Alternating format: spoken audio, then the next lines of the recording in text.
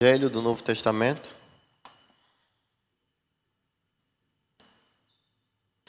Evangelho de João, capítulo 4.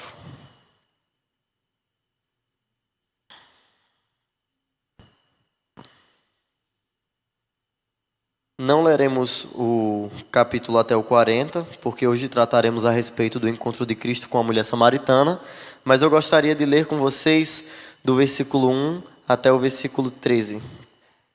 Todos abriram? Vamos ler o versículo 1 até o 13.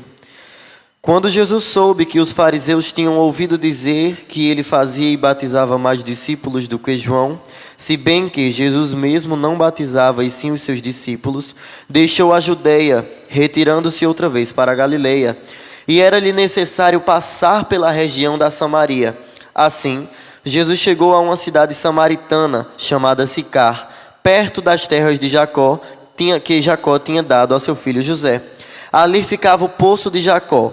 Cansado da viagem, Jesus sentou-se junto ao poço. Era por volta do meio-dia. Nisso veio uma mulher samaritana tirar água. Jesus lhe disse: "Dê-me um pouco de água", pois os seus discípulos tinham ido à cidade comprar alimentos. Então a mulher samaritana perguntou a Jesus: "Como, sendo o Senhor um judeu, pede água a mim, que sou mulher samaritana?" Ela disse isso porque os judeus não se dão com os samaritanos. Jesus respondeu: "Se você conhecesse o dom de Deus e quem é que está lhe pedindo água para beber, você pediria e ele lhe daria água viva." Ao que a mulher respondeu: "O Senhor não tem balde e o poço é fundo. De onde vai conseguir essa água viva? Por acaso o Senhor é maior do que Jacó, o nosso pai, que nos deu o poço, do qual ele mesmo bebeu, assim como seus filhos e o seu gado?"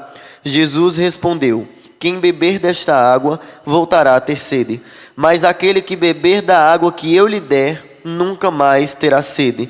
Pelo contrário, a água que eu lhe der será nele uma fonte a jorrar para a vida eterna." Vamos orar mais uma vez ao Senhor? Senhor, nós te clamamos nessa noite e nós te pedimos, Pai, pela iluminação do Teu Santo Espírito nos nossos corações, nas nossas mentes. Faz com que nós estejamos de coração aberto para receber a palavra que é proveniente do Senhor e que ela encontre um lugar fértil nos nossos corações para sermos confortados, confrontados e despertados através da Tua palavra. É assim que nós te oramos nessa noite, em nome de Jesus. Meus irmãos, toda a palavra de Deus, sejam os evangelhos, sejam os livros proféticos, sejam os livros históricos, as cartas paulinas, joaninas ou petrinas, todas elas foram escritas com um fundamento, com uma motivação.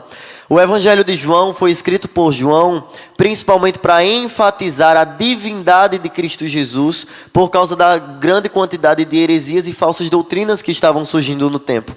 Obviamente, o apóstolo João tinha a motivação de querer fazer com que as pessoas fossem convertidas de fato a Cristo Jesus, de acordo com o Evangelho de Cristo e os feitos de Cristo Jesus. E por isso ele registrou todas estas coisas. Mas ele também, ao mesmo tempo que queria essas conversões, ele queria refutar o restante das coisas, como por exemplo a doutrina de que Cristo, ele era um semideus abaixo de Deus Pai. Ele, refutando isso, começa o seu Evangelho dizendo: no início era o Verbo estava com Deus, o Verbo era Deus. Ele diz: todas as coisas foram feitas por meio dele, sem ele nada do que foi feito se fez. Ele diz que ele é a vida e ele era a luz entre os homens. Então esse era o fundamento do apóstolo João ao escrever o seu evangelho. Era principalmente fazer com que as pessoas soubessem a identidade de Cristo e a partir da identidade firmada de Cristo Jesus, eles pudessem ver o vislumbre da graça de Deus através da salvação que é em Cristo Jesus. No Evangelho de João, no capítulo 4, nós vemos um clássico caso da salvação que Cristo Jesus ele reflete a partir de encontros muito peculiares. Os encontros de Cristo Jesus com os pecadores sempre são muito interessantes. E o Evangelho de João, no capítulo 4, mostra mais um desses encontros que são muito interessantes.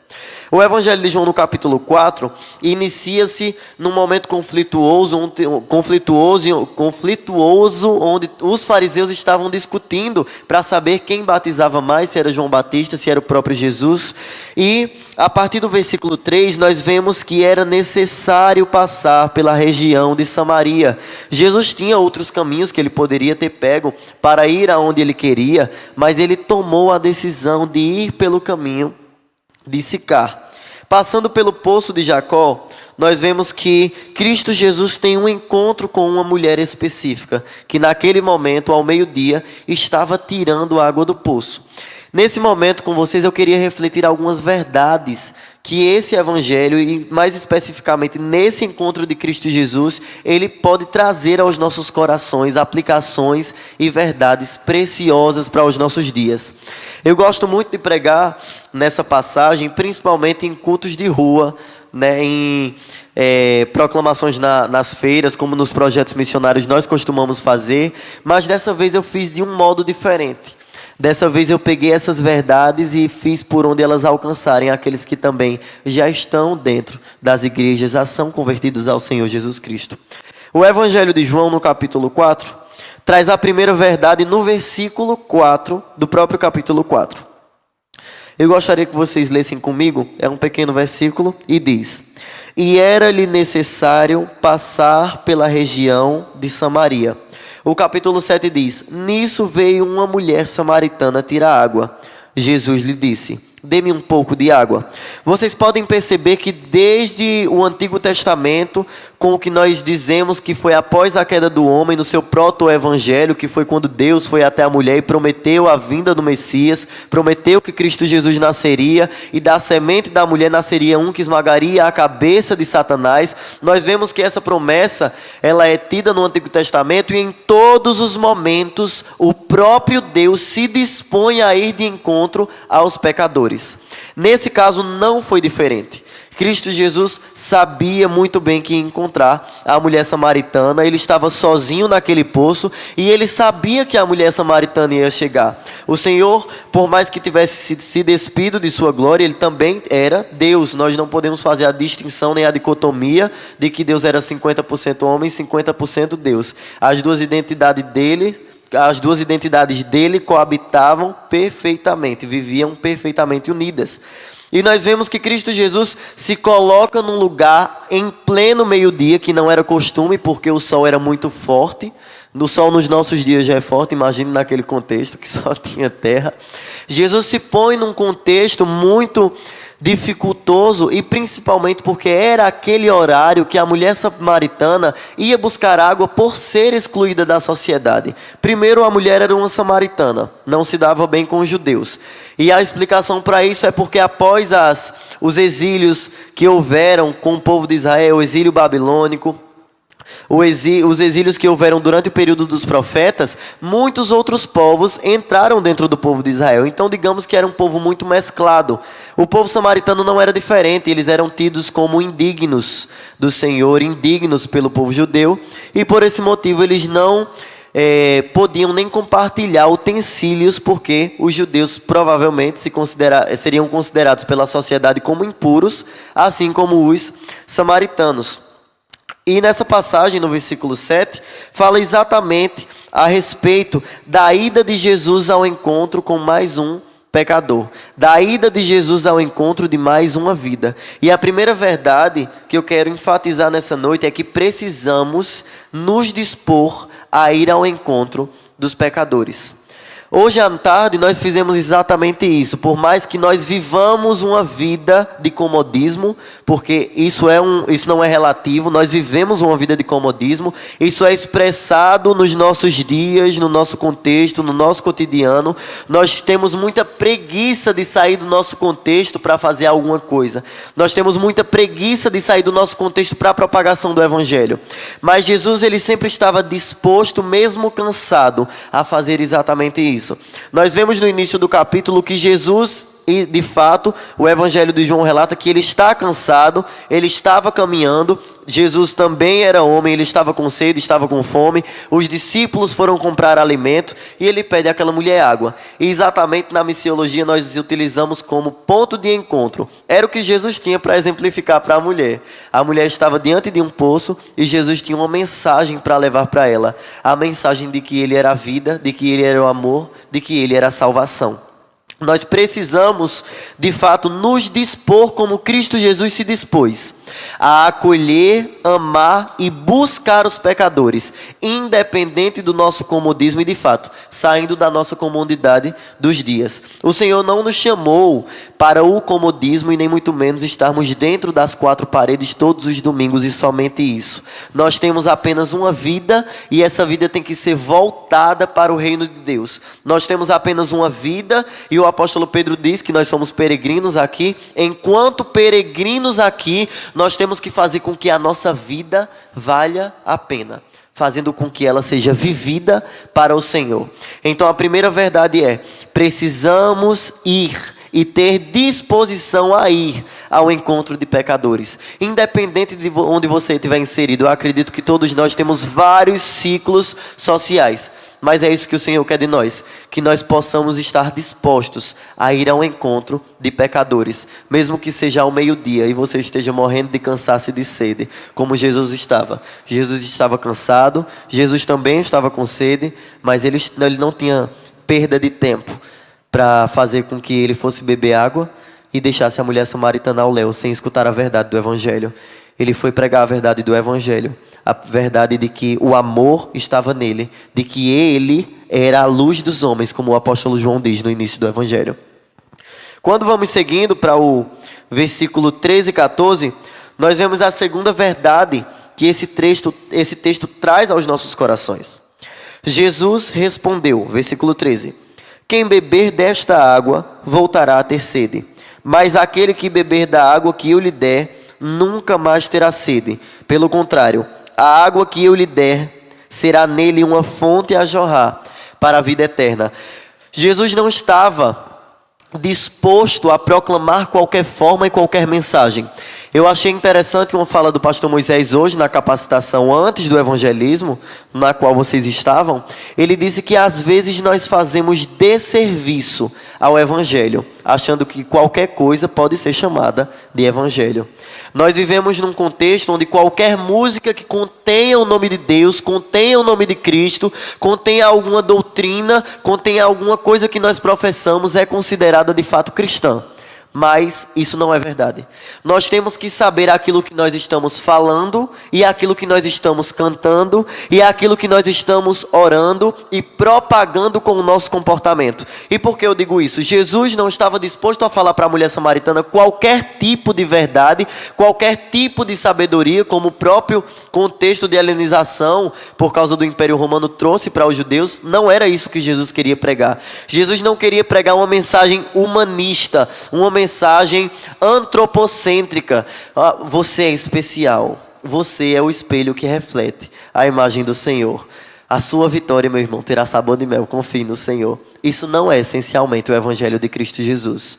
Especificamente, a mensagem do Evangelho é a partir do momento que é a boa nova, quando sabemos a desgraça em que nós nos encontrávamos.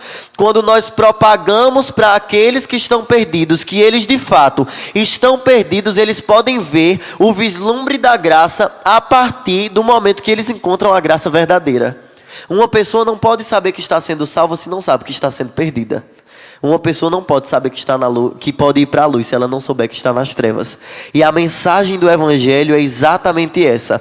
É a que o apóstolo João diz: olha, outrora nós estávamos nas trevas, mas agora, por Cristo Jesus, nós fomos transportados para o reino da luz.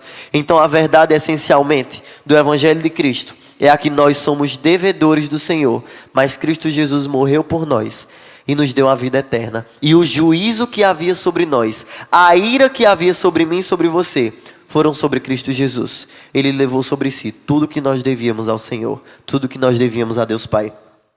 Então nós precisamos ir ao encontro dos pecadores, precisamos apresentar a vida que há em Jesus, a sua identidade, como o próprio apóstolo João fala no início. Jesus não é um semideus, Jesus não é qualquer pessoa, Jesus não é o espírito evoluído, Jesus é aquele que salva, é aquele que transforma, é aquele que cura, é aquele que regenera. Jesus é de fato a coroa da criação, Jesus é aquilo que toda a Escritura aponta. Jesus é a centralidade de Gênesis a Apocalipse. Em todos os livros históricos, os poéticos, os profetas maiores, os profetas menores, as cartas gerais, Cristo é o centro de todas as coisas. E é isso que nós temos que apresentar aos pecadores. A segunda verdade que eu queria refletir com vocês é no versículo 34. Eu gostaria que você pulasse no capítulo 4, versículo 34 do Evangelho de João. Nesse momento especificamente, vocês podem observar que Jesus já tinha tido um diálogo com a mulher samaritana. A mulher samaritana já conhecia, já sabia da promessa que viria um Messias para o povo, para salvar o povo. Mas Jesus se apresenta a ela de fato como o Messias. E eu gostaria de me ater ao versículo 34 com vocês para refletirmos em mais uma verdade. O versículo 34 diz: Jesus lhes declarou: a minha comida consiste em fazer a vontade daquele que me enviou e realizar a sua obra. Em todo momento, nós podemos observar que Jesus sempre deixa explícito e especificado para aqueles que estão com Ele, que Ele veio para cumprir a vontade do Pai. Nós vivemos num tempo no qual os jovens, principalmente, são pegos, muitas vezes, com crises existenciais, com crises de ansiedade, com crises nas quais eles não sabem qual o propósito, qual a motivação, qual a finalidade da vida em si e da vida deles especificamente. As pessoas estão de fato andando sem rumo para um caminho sem rumo e fazendo tudo sem rumo. Mas Jesus Cristo nos traz mais uma verdade e mais um princípio para que nós sigamos. Ele como o maior exemplo, Ele como o mestre supremo dos nossos corações, e nós somos suas ovelhas. Nós temos que seguir de fato o nosso pastor. A verdade que Ele traz aos nossos corações é que precisamos buscar fazer a vontade do Pai. E deixe-me dar um adendo a vocês a respeito da vontade do Pai. A vontade do Pai é revelada através das Escrituras Sagradas.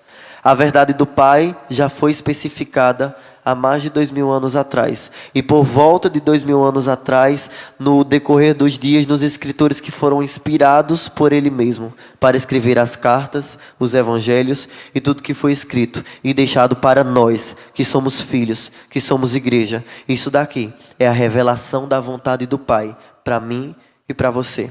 Não busque misticamente a vontade do Pai. Abra a sua Bíblia e veja as ordenanças do Senhor para o seu coração, para os seus dias. A verdade da palavra nunca foi tão atual. A verdade da palavra nunca deixou de ser atualizada. Ela se adequa a seus pais, ela se adequa a seus avós, e ela também será luz nos seus caminhos para que você saiba o caminho certo. A sua vontade e o seu pão tem que ser igual ao de Cristo Jesus. O seu pão e sua água tem que ser fazer a vontade do Pai. Busque fazer a vontade do Pai nos teus caminhos e a vontade do Pai revelada através das Escrituras. E de fato, o Senhor honrará você, porque você busca fazer a vontade dEle mesmo. Meus irmãos, eu gostaria de me ater agora ao versículo 35 com vocês.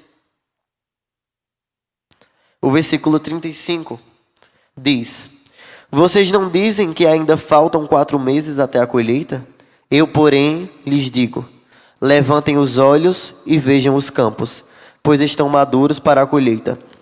De fato, os discípulos de Cristo Jesus estavam esperando naquele contexto, naquele período anual, que a colheita ainda demorasse a vir. Mas assim como foi com a mulher samaritana, e Jesus utilizou as coisas que estavam ao redor para exemplificar verdades eternas, como a água da vida, Jesus também utilizou esse momento em específico para falar a respeito de uma verdade que nós devemos nos atentar. Quando Jesus falou com a mulher samaritana se sentiu desejosa de proclamar ao seu próprio povo a verdade que tinha escutado de Jesus. Ela escutou a verdade do Evangelho, a verdade da água da vida, e ela não reteve aquilo para ela. Ela não guardou a salvação e a verdade da salvação para ela. Ela voltou para o seu povo, e a palavra diz que ela foi falar com o seu povo a respeito de quem era Jesus e quem havia encontrado. Ela chegou perto do seu povo e fez aquilo que os discípulos não conseguiram fazer. Os discípulos, enquanto Jesus falava com a mulher samaritana, estavam se perguntando e duvidosos por que Jesus estava assim fazendo. Porque Jesus era judeu e a mulher era samaritana. E Jesus não sabia, Jesus provavelmente sabia disso e com certeza sabia disso. E quando ele chega para os discípulos, ele tem que dar uma dura nos discípulos. Porque não adianta nós andarmos 3 anos com Jesus, 4 anos com Jesus, vivermos uma vida dentro de um contexto eclesiástico, sermos seminaristas, filhos de pastores, missionários, sermos evangelistas, presbíteros ou sermos filhos de cristãos, se não nos atentamos de fato ao que é a vontade do Pai, revelada em Cristo Jesus. Nessa passagem, no versículo 35, nós vemos que os discípulos, eles de fato são repreendidos pelo Senhor Jesus. São repreendidos por Jesus porque aquilo que a mulher samaritana estava fazendo, os discípulos na verdade não estavam. Aquilo que era para na verdade eles estarem desempenhando, porque já escutaram verdades de Cristo Jesus, eles não estavam fazendo. Os discípulos não estavam vendo que a colheita tinha que ser feita. Eles não estavam vendo que de fato, daqui a 4 meses, naquele tempo, que iria ser a colheita. Mas a colheita do reino de Deus não é no tempo humano. E a colheita do reino de Deus tinha que ser feita desde aquele momento, desde aquele tempo. Jesus aponta não para uma necessidade de daqui a 4 meses. Ele aponta para uma necessidade de agora. E nesse momento, todas as vezes que eu leio essa mesma passagem, eu me sinto repreendido pelo Senhor Jesus. Eu me sinto repreendido por Jesus e eu me pergunto, o que eu tenho feito, mesmo tendo 1, 2, 3, 4, 10 anos de cristão? O que eu tenho feito sendo seguidor de Cristo, guardando para mim a verdade do Evangelho, carregando o tesouro precioso em um vaso de barro? O que eu tenho feito com o tesouro que me foi confiado? O que eu tenho feito com aquilo que foi confiado nas minhas mãos? E eu me sinto todas as vezes repreendido por Cristo Jesus quando eu leio essa passagem. Eu imagino aqueles que são novos convertidos. E eles se empolgam tanto com a verdade do Evangelho que eles saem falando de Jesus para a torta e à direita. E eu me sinto envergonhado. Porque não é a quantidade de tempo que você tem dentro de uma igreja que valida o que você já fez na missão de Deus. Não é o tempo que você tem de cristão, não é o tempo que você tem no ministério de louvor, não é o tempo que você tem dentro da escola dominical, não é o tempo que você tem dentro de um seminário teológico, não é o tempo que você tem que os seus pais são cristãos, mas o que eu tenho feito para a propagação do Evangelho e para observar as necessidades do reino de Deus. A necessidade do reino de Deus não é para amanhã. A necessidade do reino de Deus é para agora. O que eu tenho feito pelo meu Senhor e pelo reino que eu fui inserido. E o 5º ponto que eu gostaria de meditar com vocês é no versículo 36 para finalizar. O versículo 36 que diz: quem colhe recebe desde já a recompensa e ajunta o seu fruto para a vida eterna, para que se alegrem ao mesmo tempo o que semeia e o que colhe. A 5ª verdade que eu gostaria de meditar com vocês é que precisamos crer que a colheita feita aponta para resultados eternos. Meus irmãos, nessa passagem nós vemos que Jesus fala a respeito da colheita e ele começa a falar a respeito de uma recompensa. Uma das maiores recompensas da missão de Deus são as almas que são rendidas para Cristo Jesus. E nesse momento eu queria ler com vocês o versículo 39 a 42. Logo após a fala de Jesus. O versículo 39 a 42 diz: muitos samaritanos daquela cidade creram em Jesus por causa do testemunho da mulher, que tinha dito: ele me disse tudo o que eu já fiz. Quando, pois, os samaritanos foram até Jesus, pediram-lhe que permanecesse com eles. E Jesus ficou ali 2 dias. Muitos outros creram nele, por causa da palavra de Jesus, e diziam à mulher: agora não é mais por causa do que você falou que nós cremos, mas porque nós mesmos ouvimos e sabemos que este é verdadeiramente o Salvador do mundo. A plantação já estava pronta e aquela mulher já estava colhendo aquilo que já tinha sido plantado. Aquela mulher naquele momento imediatamente teve um encontro com Cristo Jesus, foi fazer o que os discípulos não estavam fazendo, como nova convertida, aquela alegria no coração que nós vemos hoje também, falou de Jesus, aquelas pessoas foram ter com Jesus e se converteram agora, não mais pelas palavras da mulher, mas pelo que Cristo Jesus evidenciou naqueles momentos em que eles estiveram juntos. Nós somos chamados a sermos iguais a João Batista. João Batista, quando perguntaram a ele, quem você é? Você é Elias? Você é um dos profetas? Quem você é? E ele diz que é a voz que clama no deserto. Vocês lembram muito bem o que foi fechado o Velho Testamento. Voz que clama no deserto. Prepara um caminho. Prepara o caminho para ele. Prepara o caminho para o Salvador. E é exatamente esse o nosso chamado. O Senhor nos chama para prepararmos caminhos para o Salvador, para que o Salvador se achegue às vidas. O Senhor conta conosco, não por merecimento. O Senhor conta conosco não porque nós somos bonzinhos, ou porque nós fazemos demais, ou porque nós somos importantes demais, ou temos capacidades cognitivas demais. O Senhor conta conosco por misericórdia e porque, na verdade, nós precisamos dele e nós precisamos do evangelho dele. A nossa salvação foi alcançada a preço de sangue. E esse sangue deve estar nas nossas portas e nos nossos umbrais, não apenas para nos livrar da ira de Deus, mas para nos lembrar que no nosso lugar há um Cordeiro perfeito que morreu por nós.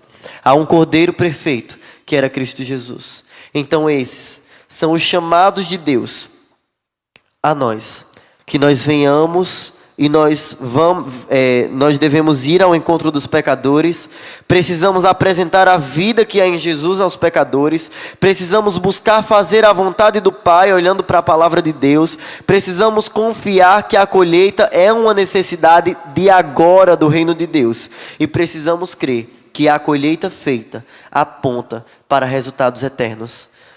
Que nesse momento nós possamos clamar ao Senhor e pedir de fato ao Senhor que Ele crave a eternidade nos nossos olhos e a chama do nosso coração não se apague, independente da nossa idade, independente do conflito dos nossos dias. O apóstolo Paulo nunca permitiu que a chama do coração dele apagasse, não por prisões, não por fome, não por açoitamento, não por nenhuma necessidade, mas em todo momento ele pregava o evangelho para as igrejas e para aqueles que precisavam ouvir. Ele pregava o evangelho para aqueles que precisavam se fortalecer na fé. Independente dos seus dias conflituosos, dos seus dias que são de bonança, pregue o evangelho. Pregue o evangelho de Cristo Jesus na sua família, nos seus círculos sociais. E lembre-se, tem tudo a ver com Ele e nada a ver com nós. É tudo sobre Cristo Jesus e nada sobre nós.